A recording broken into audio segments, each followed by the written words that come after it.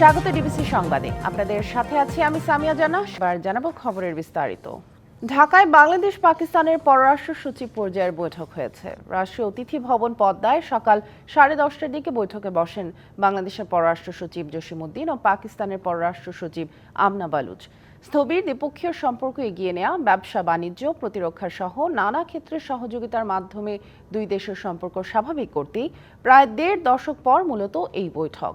পাকিস্তানের সঙ্গে সম্পর্ক এগিয়ে নেওয়ার আবহ তৈরি হলেও দুই দেশের অমীমাংসিত বিষয়গুলোর সমাধানের বিষয়ে আলোচনা হয়। 15 বছর পর ঢাকায় পররাষ্ট্র সচিব পর্যায়ের ষষ্ঠ বৈঠক দুই দেশের সম্পর্ককে স্বাভাবিক করে এগিয়ে নেওয়ার পথ সুগম করবে বলে আশা করছেন সংশ্লিষ্টরা।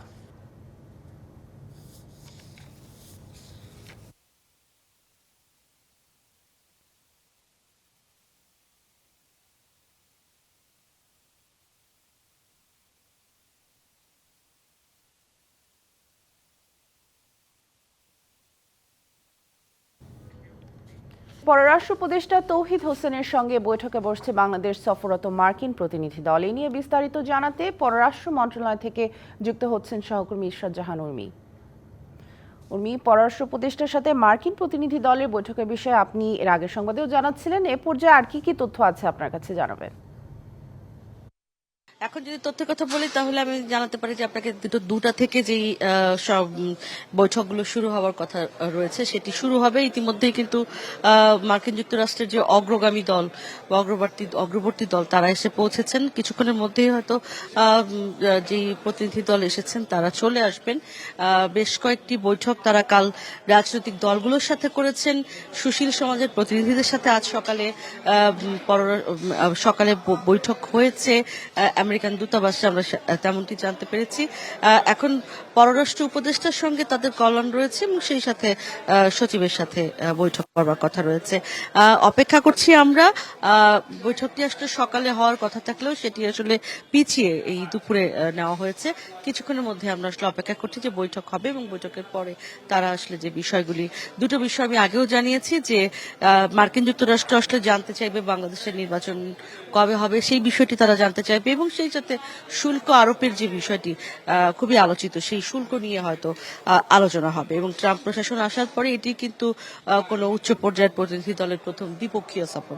একই সঙ্গে জানিয়ে রাখতে চাই যে পাকিস্তানের পররাষ্ট্র সচিব আমনা বালুচ তারও পররাষ্ট্র উপদেষ্টার সঙ্গে সৌজন্য সাক্ষাৎ করার কথা রয়েছে বিকেল 3টায়। অর্থাৎ পররাষ্ট্র মন্ত্রণালয়ে দুটো গুরুত্বপূর্ণ ইভেন্ট রয়েছে আজ। আমরা অপেক্ষা করছি কিছুক্ষণের মধ্যেই সেই বৈঠকগুলি শেষ হলে হয়তো বিস্তারিত তথ্য আরো জানাতে পারবো। উর্মি, ধন্যবাদ আমাদের সাথে যুক্ত হওয়ার জন্য। নিশ্চয়ই বৈঠক শুরু হলে আমরা আরো তথ্য জানতে পারবো আপনার মাধ্যমে। বাংলাদেশের গণতান্ত্রিক ব্যবস্থা সুসংহত ও সংস্কার প্রক্রিয়া নিয়ে কাজ করতে আগ্রহী ইউরোপীয় ইউনিয়ন। পররাষ্ট্র মন্ত্রণালয়ে পশ্চিম ইউরোপ ও ইইউ অনুবিভাগের মহাপরিচালক মোহাম্মদ আবুল হাসান মৃধার সাথে বৈঠকের পর এমনটাই জানিয়েছেন ঢাকায় ইউরোপীয় ইউনিয়নের রাষ্ট্রদূত মাইকেল মিলার। এ সময় তিনি বলেন, প্রধান উপদেষ্টার সফর নিশ্চিত কাজ করছে 27 দেশের এই জোট। বাংলাদেশের গণতান্ত্রিক ব্যবস্থা সুসংহত ও সংস্কার প্রক্রিয়া নিয়ে কাজ করতে আগ্রহী ইউরোপীয় ইউনিয়ন। এছাড়া প্রধান উপদেষ্টার সফর নিশ্চিতেও কাজ করছে 27 দেশের এই জোট। পলিটেকনিক শিক্ষার্থীরা তাদের আন্দোলন কর্মসূচি আপাতত স্থগিত করেছেন। দুপুরে সচিবালয়ের শিক্ষা মন্ত্রণালয়ের সঙ্গে বৈঠকের পর তারা জানান, আশ্বাস বাস্তবায়ন না হলে আবারও মাঠে নামবেন। 6 দফা দাবিতে বুধবার সকাল থেকে রাজধানী তেজগাঁও সহ সারা দেশে বিভিন্ন সড়ক, মহাসড়ক ও রেলপথ অবরোধ করে বিক্ষোভ করেন পলিটেকনিকের শিক্ষার্থীরা। বেলা 11টা থেকে রাত পর্যন্ত চলা এই অবরোধের কারণে সৃষ্টি হয় তীব্র যানজটের। আজ রেলপথ ব্লকেডের ঘোষণা থাকলেও সকাল থেকে তা শিথিল করা হয়। পরে সচিবালয়ের শিক্ষা মন্ত্রণালয়ের অতিরিক্ত সচিব রেহানা ইয়াসমিনের সঙ্গে বৈঠক করে শিক্ষার্থীদের একটি প্রতিনিধি দল। পলিটেকনিক শিক্ষার্থীরা তাদের আন্দোলন কর্মসূচি আপাতত স্থগিত করেছেন। দুপুরে সচিবালয়ের শিক্ষা মন্ত্রণালয়ের সঙ্গে বৈঠকের পর তারা জানান, আশ্বাস বাস্তবায়ন না হলে আবারও মাঠে নামবেন। এ বিষয়ে বিস্তারিত জানাতে যুক্ত হচ্ছেন আমাদের সহকর্মী শাহ ইমন। সরাসরি চলে যাচ্ছি তার কাছে। ইমন, পলিটেকনিক শিক্ষার্থীরা আলোচনার বিষয়ে আর কি জানতে পারলেন, বিস্তারিত জানাবেন আমাদের। হ্যাঁ না, গতকাল থেকে পুরো রাজধানীতে একটা অচল অবস্থা তৈরি হয়েছিল এই পলিটেকনিক্যাল শিক্ষার্থীদের আন্দোলনের প্রেক্ষিতে। যে আন্দোলনের প্রেক্ষিতে তারা আজকেও কর্মসূচি ঘোষণা করেছিল রেলপথ এবং সড়কপথ অবরোধের, কিন্তু আজকে সকালবেলা তারা সরকারের পক্ষ থেকে একটি আশ্বাস পেয়েছিল যে তাদের দাবি দেওয়ার ব্যাপারে সরকারের পক্ষ থেকে শোনা হবে। যে কারণে তাদেরকে আজকে 18 সদস্যের একটি প্রতিনিধি দলকে সচিবালয়ে প্রবেশ করতে দেয় এবং তারা বেলা 12টার দিকে অতিরিক্ত সচিব, শিক্ষা মন্ত্রণালয়ের মাদ্রাসা এবং কারিগরি শিক্ষা বোর্ডের একজন অতিরিক্ত সচিবকে শিক্ষা উপদেষ্টার নির্দেশনা দিয়েছেন। সেই অনুযায়ী উনি স্টুডেন্টদের সাথে বৈঠকে বসেছেন।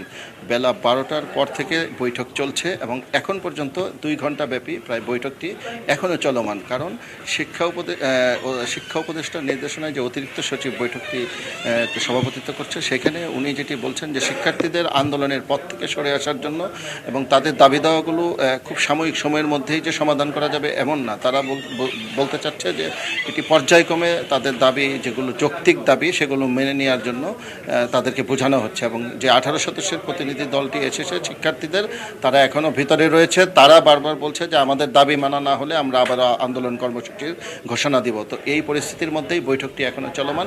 বৈঠক শেষ হলে হয়তোবা আপনাদের আমি আরও বিস্তারিত বৈঠকের সিদ্ধান্ত কী হয়েছে সেই ব্যাপারে আপনাকে জানাতে পারবো। নিশ্চয়ই সেখানকার সবশেষ তথ্য পরবর্তীতে আপনার মাধ্যমে জেনে নেব। ইমন, ধন্যবাদ আমাদের সাথে যুক্ত হওয়ার জন্য। ভবিষ্যতে বাংলাদেশে গণতন্ত্র যেন হোঁচট না খায় সেই ব্যবস্থা তৈরি করতে চায় জাতীয় ঐকমত্য কমিশন, এমন মন্তব্য করেছেন জাতীয় ঐকমত্য কমিশনের সহ সভাপতি অধ্যাপক আলী রিয়াজ। বিএনপির সাথে বৈঠকে তিনি এই মন্তব্য করেন। বৃহস্পতিবার জাতীয় সংসদের LED হলে জাতীয় ঐকমত্য কমিশনের সাথে বৈঠকে বসে বিএনপির প্রতিনিধি দল। বৈঠকের শুরুতে সূচনা বক্তব্যে ঐকমত্য কমিশনের সহ সভাপতি বলেন, স্থায়ী গণতন্ত্রের জন্য জাতীয় সনদ তৈরি করাই মূল লক্ষ্য। টেবিলের 2 প্রান্তে বসলেও সবাই এক। বিএনপির ভূমিকা জনগণের কাছে সমাদৃত। বিএনপির স্থায়ী কমিটির সদস্য নজরুল ইসলাম খান বলেন, সংস্কারে এত বেশি সময় দেওয়া যাবে না যাতে মানুষের পরিবর্তনের আকাঙ্ক্ষা স্তিমিত হয়ে যায়। সংস্কারের পক্ষে বিএনপি, সবকিছুর মূলে জনগণ, তাদের সম্মতিতে সব হতে হবে। যাতে করে আমরা বাংলাদেশে একটি দলের পক্ষে লড়াই সংগ্রাম বিভিন্নভাবে আমরা যুক্ত থেকেছি। সেই জায়গায় বিএনপি যে ভূমিকা পালন করেছে, নিঃসন্দেহে এমন অবস্থানে দিয়েছে যে বাংলাদেশের মানুষ জানেন যে তারা কি ভূমিকা পালন করেছেন, কিভাবে তারা গণতন্ত্রের সংগ্রামের জন্য অত্যাচারিত হয়েছেন, নিপীড়িত হয়েছেন, প্রতিরোধ রচনা করেছেন। আমাদের তরুণ প্রজন্মের খুবই সাহসী ভূমিকা এবং সমগ্র জনগণের সমর্থনে জুলাই আগস্টের এই লড়াই আমরা বিজয়ী হয়েছি। এই কমিশনকে সহযোগিতা করছি, এই সরকারকে সহযোগিতা করছি সেই প্রত্যাশা নিয়েই। চূড়ান্ত তো আলোচনা নয়, এটা আমার মনে হয় আমরা দ্বিতীয় পর্যায়ে আলোচনা করছি। প্রয়োজনে আজকে যদি সমাপ্ত না হয় আরো আলোচনা হবে। এখন আমরা সেই আলোচনা সমাপ্ত করিনি। আশা করি আমরা একটা পজিটিভ দৃষ্টিভঙ্গি নিয়ে আগাচ্ছি। স্প্রেডশিট গুলো দিয়ে ওনারা আসলে এটা বিভ্রান্ত করেছেন আমাদের সবাইকে, বলতে গেলে মিসলিড হয়েছে, এটা দেওয়া উচিত হয়নি। গণতন্ত্র মানেই নির্বাচন। অন্তর্বর্তী সরকারের নির্বাচনী ওয়াদা পেন্ডুলামের মতো দুলছে বলে মন্তব্য করেছেন বিএনপির সিনিয়র যুগ্ম মহাসচিব রুহুল কবির রিজভী। বৃহস্পতিবার সকালে রাজধানীর নয়াপল্টনে বিএনপির কেন্দ্রীয় কার্যালয়ে দলের সাবেক সাংগঠনিক সম্পাদক ইলিয়াস আলীর সন্ধানে দেওয়া মাহফিল ও আলোচনা সভায় কথা বলেন তিনি।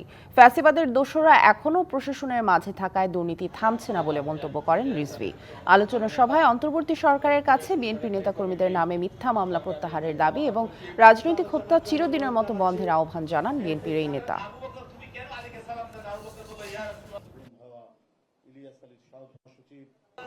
সংস্কার কেন ভোটাধিকার আর গণতন্ত্রের বিকল্প হবে, নির্বাচনের বিকল্প হবে?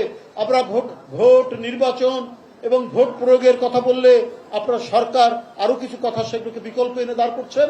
তো গণতন্ত্র মানেই তো নির্বাচন। সরকারের নির্বাচনী ওয়াদা ডিসেম্বর আর জানুয়ারির মধ্যে এই যে পেন্ডুলামের মতো দোল খাচ্ছে, এটা কেন? বেগম খালেদা জিয়া মানসিকভাবে ভালো আছেন। অনুমান করা হচ্ছে আগামী মাসে তিনি দেশে আসতে পারেন। সম্প্রতি লন্ডনে বিএনপি চেয়ারপারসনের সাথে সাক্ষাৎ প্রসঙ্গে কথা জানিয়েছেন জামায়াতের আমির। ইউরোপের কয়েকটি দেশ সফর শেষে এক সংবাদ সম্মেলনে তিনি আরও জানান, রাজনৈতিক দলগুলো যত দ্রুত সংস্কারে সহায়তা করবে তত দ্রুত ভোট সম্ভব। তবে হাজার হাজার মানুষ হত্যাকারীদের বিচারও করতে হবে। ইউরোপীয় ইউনিয়নের কয়েকটি দেশ সফর সম্পর্কে গুলশানের একটি হোটেলে ব্রিফ করেন বাংলাদেশ জামাত ইসলামীর আমির। জানান, সংস্কার ও বিচার নিশ্চিত করে নির্বাচন দিতে হবে, তবে অতিরিক্ত সময় যেন না নেয় এই বিষয়ে লক্ষ্য রাখতে হবে।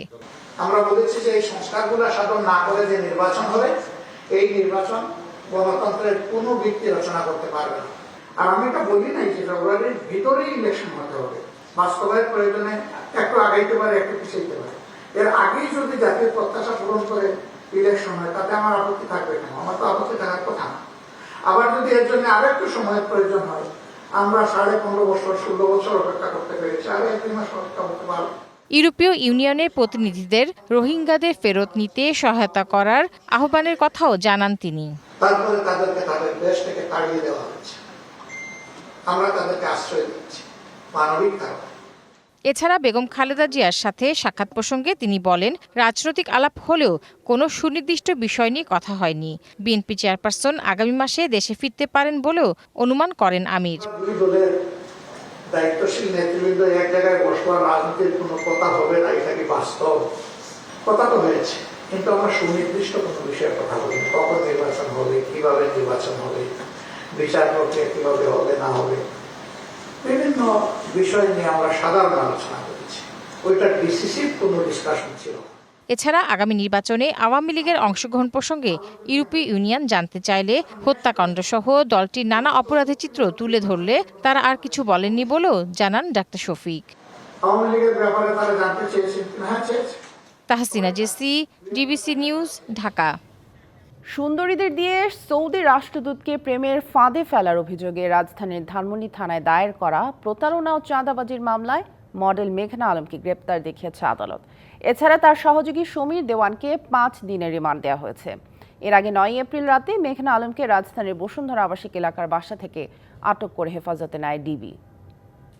দরজা ভাঙার চেষ্টা করছেন, আমার তো ভয় পাওয়াটা স্বাভাবিক, তাই না? এভাবে ফেসবুক লাইভে এসে বাসার দরজা ভেঙে পুলিশ পরিচয়ধারীরা ভেতরে প্রবেশের চেষ্টা করছে বলে অভিযোগ করেন মডেল ও অভিনেত্রী মেঘনা আলম। ঘটনা গেল 9 এপ্রিল রাতে। আপনাকে নাম বলবো না, আপনি পুলিশ, আপনি জানেন। পরদিন অর্থাৎ 10 এপ্রিল রাতে আদালত মেঘনা আলমকে বিশেষ ক্ষমতা আইনে 30 দিন কারাগারে আটক রাখার আদেশ দেয়। অবশ্য তার আটকের প্রক্রিয়া নিয়ে ওঠে নানা সমালোচনা।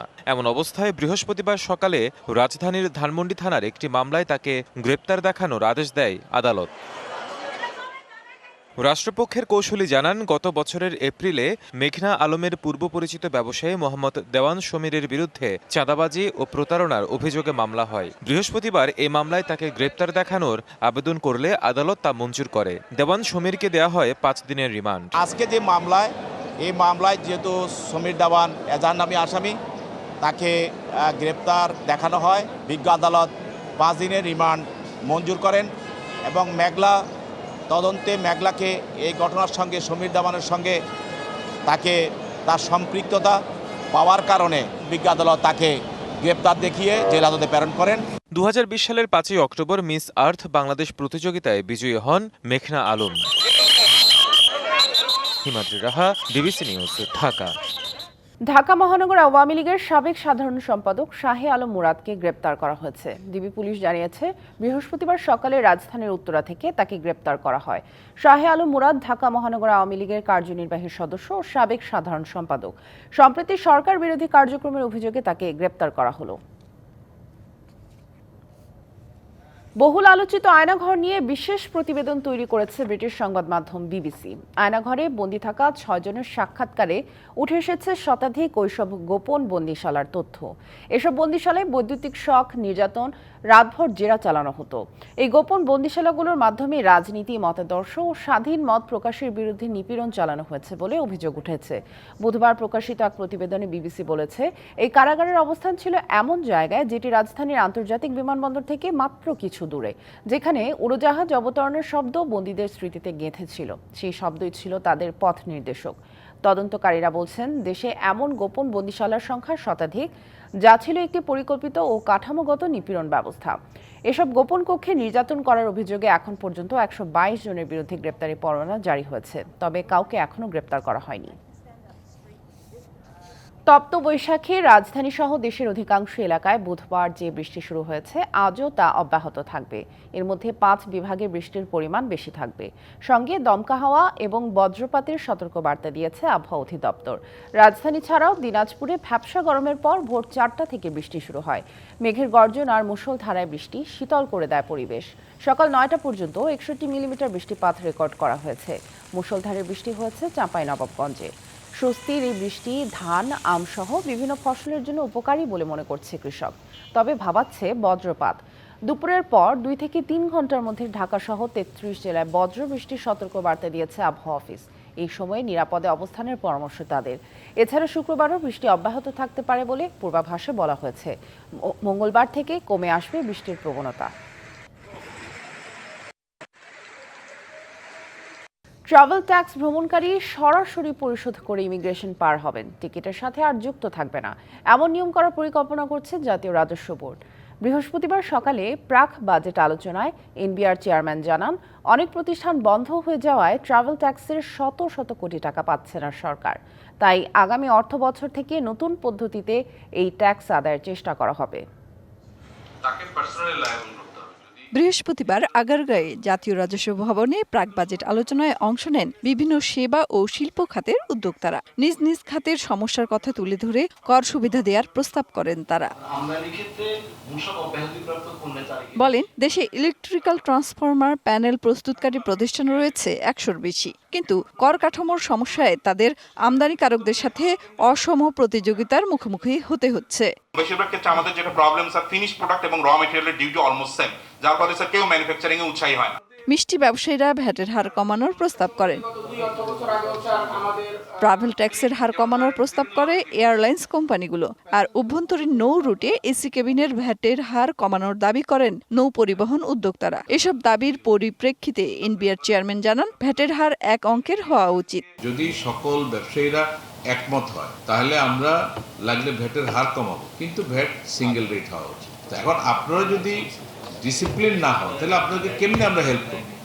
আপনারা সবসময় চান হলে ইনডিসিপ্লিন থাকতে। ট্রাভেল ট্যাক্সটা আমরা সরাসরি নিয়ে নিব এবং ট্রাভেল ট্যাক্সের চালান দেখিয়ে ওনারা ইমিগ্রেশন ক্রস করবে। ভ্যাট আদায়ে ব্যবসায়ী সংগঠনগুলোর সহযোগিতা পাওয়া যায় না বলে অভিযোগ করে রাজস্ব বোর্ডের চেয়ারম্যান বলেন, ব্যবসায়ীরা প্রতিনিয়তই ভ্যাট ট্যাক্স কমানোর কথা বলেন, আর উন্নয়ন অংশীদাররা চাপ দিচ্ছে কর জিডিপির হার বাড়ানোর। মেহেরবনি, ডিবিসি নিউজ, ঢাকা। গাজার জন্য কোনো খাদ্য, পানি বা অন্য কোনো সহায়তা নয়, এমন নীতি অনুসরণ করা হচ্ছে বলে নিশ্চিত করেছে ইসরায়েল। পাশাপাশি ইসরায়েলি নাগরিকদের নিরাপত্তার জন্য উপত্যকাটিতে সব সময় সেনা উপস্থিতি থাকবে বলে ঘোষণা করেছেন প্রতিরক্ষা মন্ত্রী ইসরায়েল কাটজ। ওদিকে অবিলম্বে গাজায় ভয়াবহ ইসরায়েলি হামলার অবসানের আহ্বান জানিয়েছে জাতিসংঘ।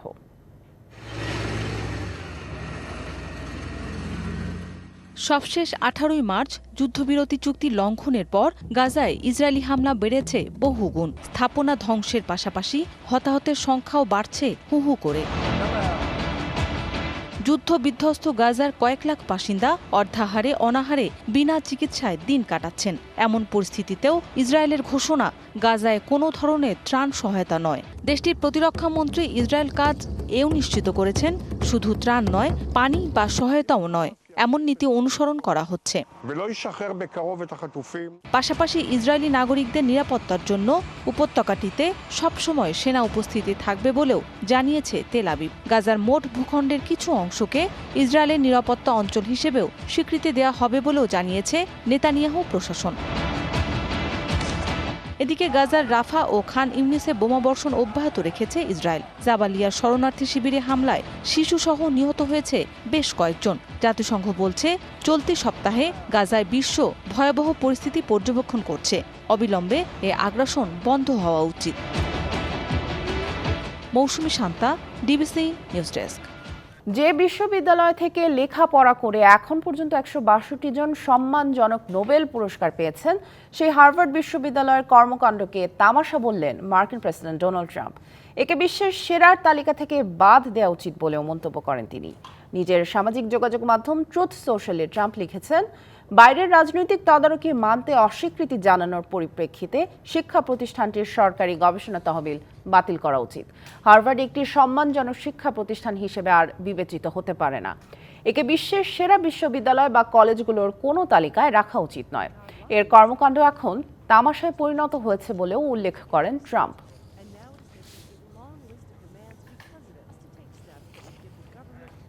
চীনের ওপর আরও 100% প্রতিশোধমূলক শুল্ক আরোপ করেছেন মার্কিন প্রেসিডেন্ট ডোনাল্ড ট্রাম্প। এ নিয়ে যুক্তরাষ্ট্রে চীনা পণ্য নজিরবিহীন 245% শুল্কের মুখোমুখি হতে যাচ্ছে। চীনে মার্কিন পণ্যের শুল্ক বাড়িয়ে 125% করায় পাল্টা ব্যবস্থা হিসেবে এ পদক্ষেপ নিলেন ট্রাম্প। নতুন করে শুল্ক ঘোষণার পর মার্কিন প্রেসিডেন্ট বলেন, বল এখন চীনের কোর্টে। যে কোনো আলোচনায় চীনকেই প্রথম পদক্ষেপ নিতে হবে। বিশ্বের 2 বৃহত্তম অর্থনীতির দেশের মধ্যে তুমুল এ শুল্ক যুদ্ধে বিশ্বজুড়ে মন্দার আশঙ্কা করছেন বিশ্লেষকরা।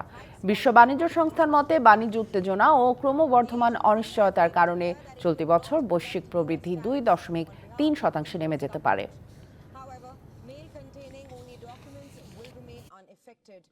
ইউরোপা লিগে কোয়ার্টার ফাইনালের ফিরতি লেগে লিওর বিপক্ষে মাঠে নামবে ম্যানচেস্টার ইউনাইটেড। আরেক ম্যাচে ফ্র্যাঙ্কফুর্ট খেলবে টটেনহ্যামের সাথে। অন্যদিকে কনফারেন্স লিগে চেলসির প্রতিপক্ষ লেসিয়া। প্রথম লেগে 2-0 গোলে এগিয়ে যাবার পর ড্র নিয়ে মাঠ ছাড়তে হয়েছিল আমুরের দলকে। তাই ওল্ড ট্রাফোর্ডে জয়ের বিকল্প নেই ম্যানুয়ের সামনে। এ ম্যাচেই ফিরছেন ম্যানচেস্টার ইউনাইটেডের গোলকিপার আন্দ্রে ওনানা। তার ভুলেই অ্যাওয়ে ম্যাচে হারের পর 7 দিনের বিরতিতে ছিলেন এই গোলরক্ষক। তবে গুরুত্বপূর্ণ এই ম্যাচের আগে আবারও নিজের নিয়মিত গোলকিপারেই ভরসা রাখতে চান কোচ। ম্যাচ শুরু রাত 1টায়। ইউরোপা লিগের আরেক কোয়ার্টার ফাইনালে মুখোমুখি হবে ফ্রাঙ্কফুর্ট আর টটেনহাম। এর আগে হটস্পারের মাঠে 1-1 গোলে ড্র করে প্রথম লেগের দেখায়। দুই দল 1-1 গোলে ড্র করে প্রথম লেগের দেখায়। তাই এই ম্যাচে 50-50 চান্সে সেমিতে কোয়ালিফাই করার জন্য মাঠে নামবে তারা। যদিও 5 বারের মুখোমুখি পরিসংখ্যানে মাত্র 1 বার জিতেছে ফ্রাঙ্কফুর্ট। আরেকদিকে কনফারেন্স লিগের সেমি নিশ্চিত করতে পোলিশ ক্লাব লেগিয়ার বিপক্ষে মাঠে নামবে আরেক ইংলিশ ক্লাব চেলসি। প্রতিপক্ষের মাঠে খেলতে গিয়ে প্রথম লেগে 3-0 গোলের জয় পেয়েছিল ব্লুরা। এই মৌসুমে শতভাগ সাফল্যের রেকর্ডও ধরে রেখেছে তারা। 6 ম্যাচে সবকটি জিতে 18 পয়েন্ট নিয়ে টেবিলের শীর্ষে আছে এই দল। কনফারেন্স লিগ জিততে পারলে আগামী মৌসুমে ইউরোপা লিগে খেলার যোগ্যতা অর্জন করতে পারবে দ্য ব্লুজ। সারা মাহবুব, ডিবিসি নিউজ ডেস্ক। শিক্ষার্থীদের পর্যাপ্ত ওয়ার্ড সুবিধা ও দ্রুত সময়ের মধ্যে হাসপাতাল চালুর দাবিতে তৃতীয় দিনে গড়ালো সুনামগঞ্জ মেডিকেল কলেজের শিক্ষার্থীদের ক্লাস বর্জন কর্মসূচি। সকালে শহরের আলফাত স্কয়ারে অবস্থান নিয়ে বিক্ষোভ ও মানববন্ধন করেন তারা।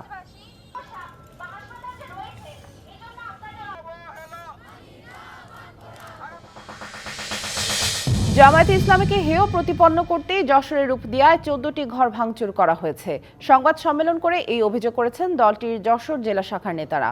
জামায়াতে ইসলামের কোনো নেতাকর্মীর এই ঘটনার সাথে সম্পৃক্ততা নেই বলেও দাবি তাদের।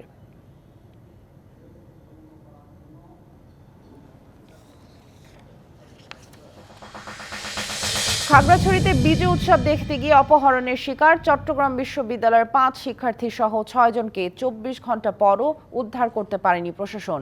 বুধবার সকালে গিরিফুল এলাকায় একদল অস্ত্রধারী সন্ত্রাসী তাদের অপহরণ করে নিয়ে যায়।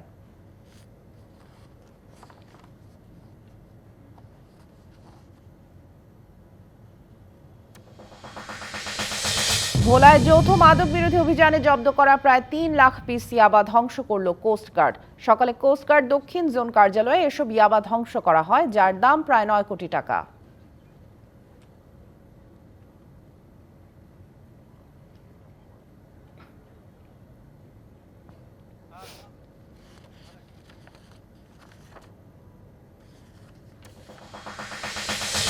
চার বছর পর স্বতন্ত্র পদ্ধতিতে ভর্তি পরীক্ষা শুরু করেছে খুলনা বিশ্ববিদ্যালয়। সকাল 10টায় কলা, মানবিক, সামাজিক বিজ্ঞান ও আইন স্কুলে ভর্তি পরীক্ষা শুরু হয়।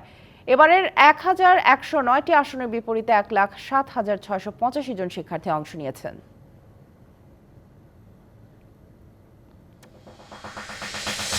বসবাস এবং ফেরত পাঠানোর জন্য নিরাপদ আখ্যা দিয়ে 7টি দেশের তালিকা প্রকাশ করেছে ইউরোপীয় ইউনিয়ন। বুধবার প্রকাশিত তালিকায় রয়েছে বাংলাদেশের নামও।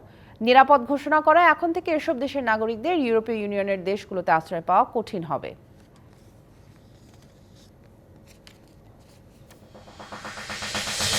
সংবাদ এই ছিল এখনকার মতো। ডিবিসি নিউজের সংবাদগুলো পড়তে ভিজিট করুন dbcnews.tv আর ভিজিট করুন ডিবিসির ফেসবুক পেজ এবং ইউটিউব চ্যানেল। ডিবিসির সঙ্গেই থাকুন।